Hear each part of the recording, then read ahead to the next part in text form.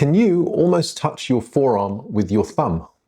I know that if I could, it would involve breaking my wrist. Now let's play detective. I want to tell you about a case. Actually, I want to tell you about 4 cases. 4 completely different people, different ages, different complaints, different specialists, different diagnoses, and different operations.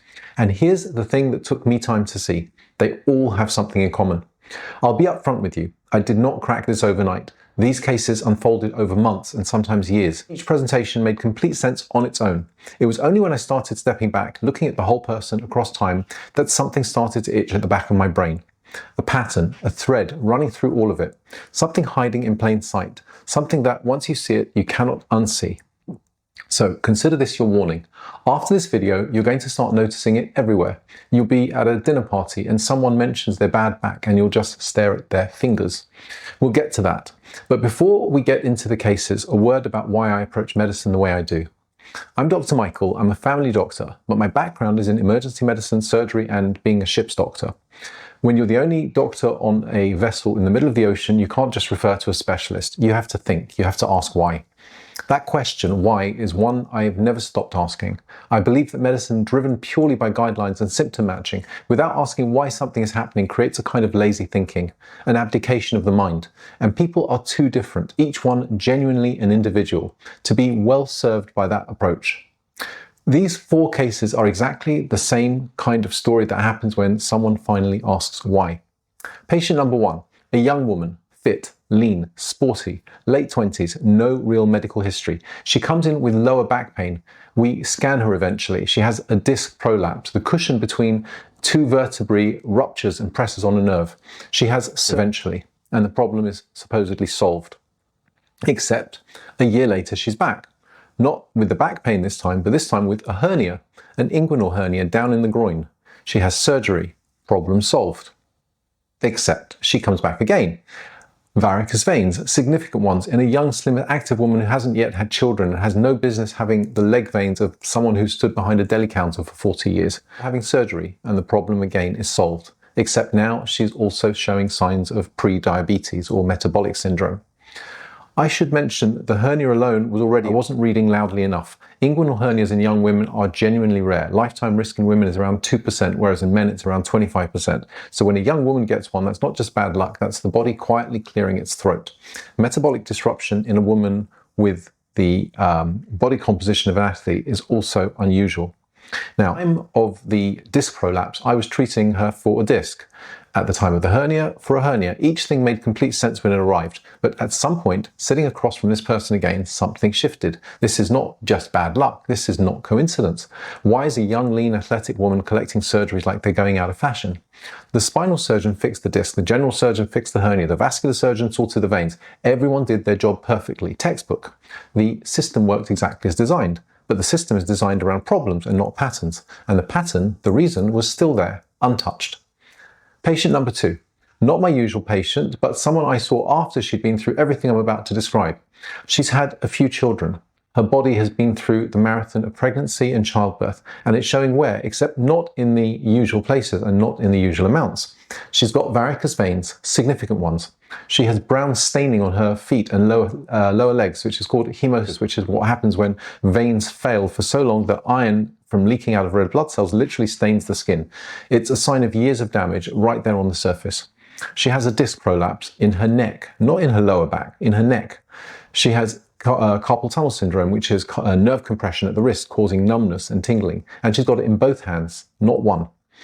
And she also has a diagnosis or a label of something called Meniere's disease, the inner ear condition which causes spinning vertigo, ringing in the ears and some hearing loss.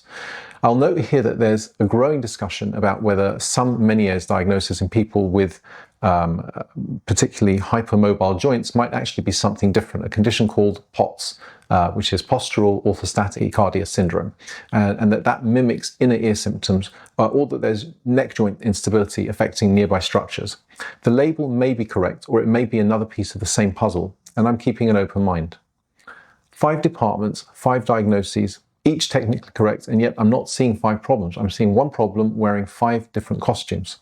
Patient number 3, a young, thin, otherwise healthy woman who developed significant high blood pressure, coming on hard and early. She had what's known as preeclampsia in pregnancy, which is a dangerous condition, and involves a rise in blood pressure with serious risks for both the mother and for the baby. And there's no obvious explanation and no clear risk factors in this person. What's striking is that her resting blood pressure can look near normal, and yet on standing or under stress, it spikes. It's labile, it bounces around in a way that makes standard monitoring actually misleading. And now she's actually awaiting genetic test results. She's a question mark, but an important one. And I think that the answer will say something about the blood vessel lining rather than the heart. Patient number 4. A 38-year-old man with a recent brain aneurysm discovered on an MRI done for migraines. Now, an aneurysm is a bulge in a blood vessel, and in this case in the brain, where the wall has stretched and weakened, and which could catastrophically rupture and cause what's known as a hemorrhagic stroke, a stroke caused by bleeding.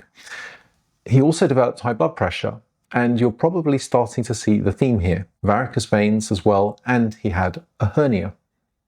Now, when I hear brain aneurysm alongside vascular fragility and connective tissue problems, I think very specifically about one end of the spectrum that we're going to discuss, a rarer, more serious variant, one that demands proper investigation and not just management.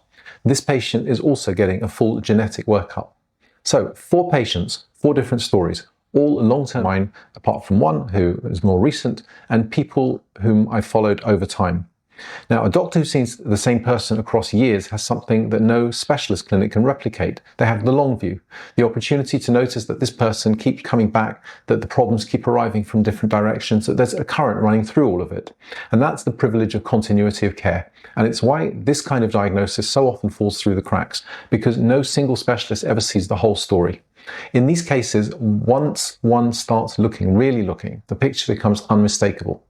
Now, have you guessed what they've got in common? Let me tell you, collagen. More specifically, not enough of it, or not quite the right kind of it. And even more specifically, Ehlers-Danlos syndrome, otherwise known as EDS for short. In some of these cases, the related hypermobility spectrum disorders, HSD, same family, same underlying problem, different points on the same spectrum. Now, Ehlers-Danlos syndrome is a group of inherited connective tissue disorders, and connective tissue is everything. It is the scaffolding your body is built on. It holds your joints together. It wraps around your organs. It forms the cushions between your vertebrae. It sits in the walls of your veins. If that scaffolding is faulty, too loose, too stretchy, not quite strong enough, everything built on it starts to show the strain. Your discs herniate earlier.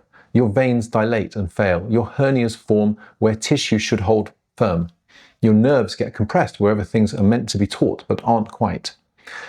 In every one of those specialist clinics, the symptoms fixed perfectly. Nobody looked up, nobody looked at the scaffolding. They just kept patching the walls. So what is EDS? Well, it's genetic. You're born with it. There are 13 recognized subtypes, and the most common is actually hypermobile EDS, or HEDS, which accounts for about 90% of cases, and it's the most dramatically underdiagnosed. So here's something that surprised me when I looked into it. Hypermobile EDS is the only subtype without a confirmed causative gene that's been identified as yet. Every other subtype has a known genetic fault that you can test for, but not HDS, not yet. The diagnosis is entirely clinical, which is part of why it slips through the net so reliably. There's no test to order, no result to point out, no box to tick, just a doctor who looks at the whole person and asks the right questions. In the past, EDS was thought to affect around 1 in 5,000 people, almost certainly a significant underestimate. The best current figure for hypermobile EDS is around 1 in 500 or more, and the rarer subtypes, classical and vascular, are less common than that, though probably not as rare as old textbooks suggested. 1 in 500, that is not a rare disease. That is a common disease medicine that hasn't fully quite woken up to. And yes, it's diagnosed more often in women, but significantly underdiagnosed in men. Like our young woman from case number 1, who spent years in the surgical system when someone should have just looked at her joints. The diagnosis is clinical. No blood test, no definitive scan, a simple bedside assessment, what's called the Baton score, checks the joint flexibility in a series of specific ways, and it takes about 2 minutes, just 2 minutes. Let me give you the full picture in plain language, the way in which the body is affected in different ways. Joints and muscles, too flexible, painful, prone to injury and dislocation. Early disc disease, chronic widespread pain that doesn't respond well to standard treatments because the cause is structural and not inflammatory. Veins and blood vessels, varicose veins, early onset, venous insufficiency, skin discoloration, swelling, pelvic varicose veins causing pelvic pain, easy bruising. In serious cases, fragile arteries and aneurysms. Surgery history is a clue in itself. Hernias, disc operations, organ prolapse, these patients accumulate surgical procedures at an age when they just shouldn't. And that accumulation is itself a clue, one that tends to go unread, I should say. Nerve compression, carpal tunnel syndrome, off both hands simultaneously, and that causes numbness and tingling from the compression of the nerves. There's also other things that can happen, such as compressed discs in the spine, in the cervical spine, in the upper back, in the lower back. And this is all due to the fact that tissues are too low to hold things in place. And then there's POTS, as I mentioned before, postural orthostatic tachycardic syndrome. When a person stands up, they're races, they feel dizzy, faint, exhausted, foggy. Blood vessels lacking tone don't tighten properly against gravity. The patient has been told for years that they're anxious or unfit. They're not. Their plumbing just doesn't have enough pressure in it. Then there's the gut.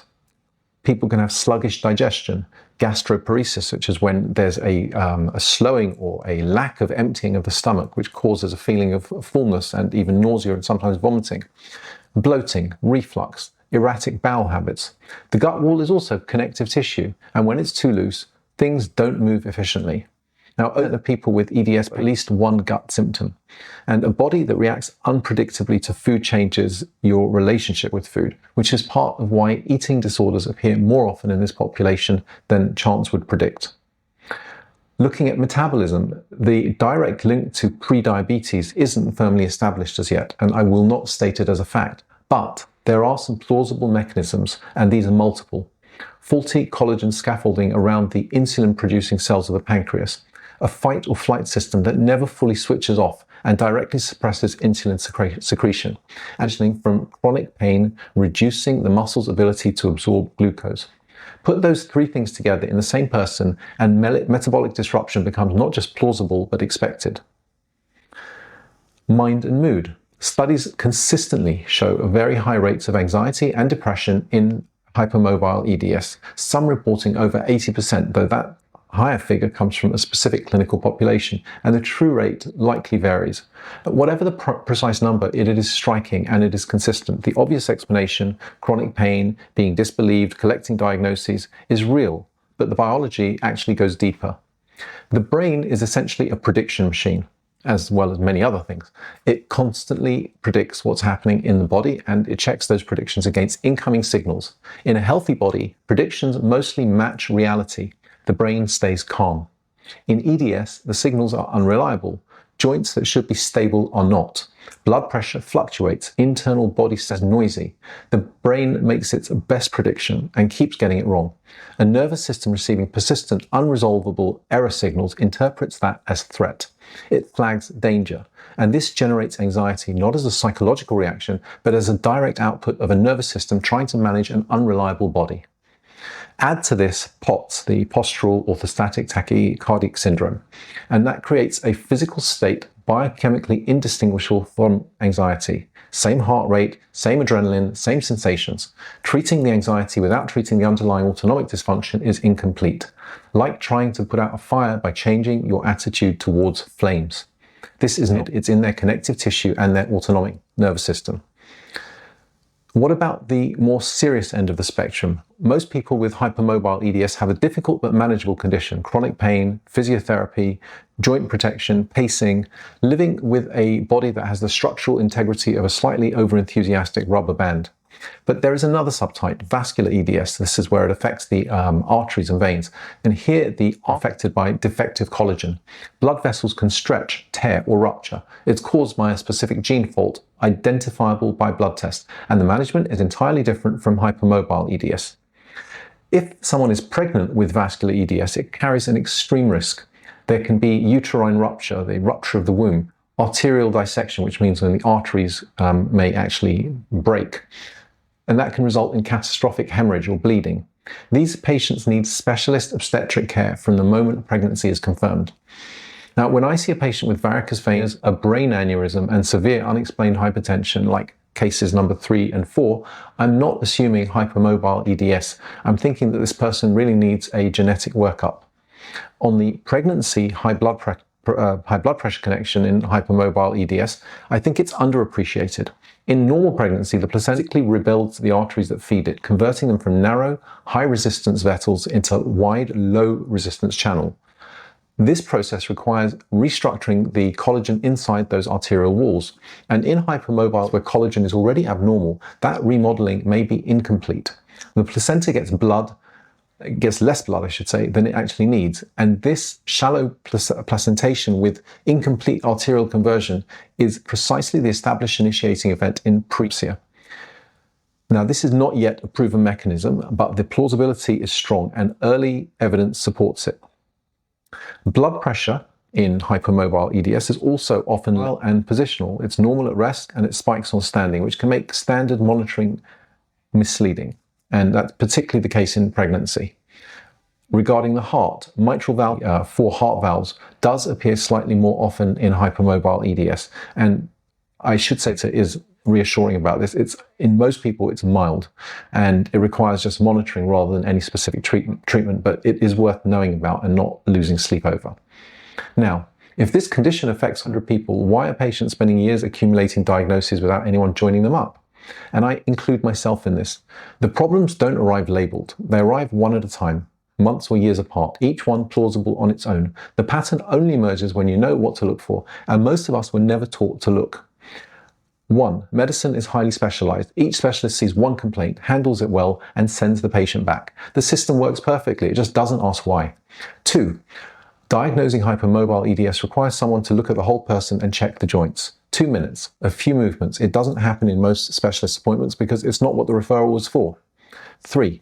These patients, especially women with pain and anxiety, have often been dismissed. Their symptoms are real. Their connective tissue is doing exactly what defective scaffolding does. But I always get injured. My veins are terrible. I'm exhausted. These sound vague, and vague symptoms in this population have historically not been taken seriously. I'll say that plainly because it's true and it matters. Now, what to do? If you're watching this and recognizing yourself or your collection of diagnoses, ask your doctor about joint hypermobility, the Baton score, a 2-minute test, no equipment, fingers, elbows, knees, and back. If hypermobility is confirmed with a matching symptom history, ask about referral to a rheumatologist, a geneticist, or a connective tissue disorder clinic. If you're in more serious territory, brain aneurysm, arterial problems, severe unexplained blood pressure, push for genetic testing. The result changes everything about how you're managed.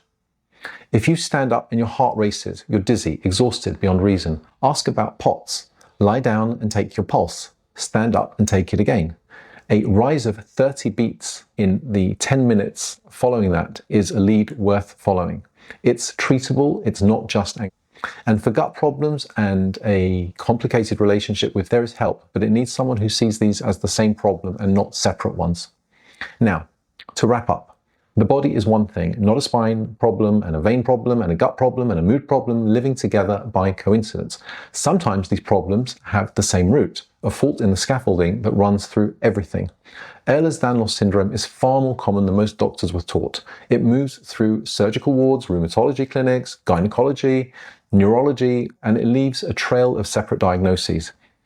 The tragedy isn't that it's mysterious. The tragedy is that it is not mysterious. It just requires someone to look at the whole picture. I know that in the last couple of years, I am much more vigilant, looking out for signs of hypermobility as a result of these cases. This is The Accidental Doctor, where we try to make sense of uncommon sense medicine. Thank you for watching. Please leave a comment below. I do read them and I try to respond to as many as possible. And if you found this useful, please hit that little subscribe button below. The channel can grow and reach as many people as possible. Please also pass this on to a friend or someone you think might benefit from. And I hope that next time when you meet someone whose thumb can almost touch their forearm, you'll be a little wiser about what could be an important diagnosis for that person. Stay well, ciao for now, and I'll see you in the next video.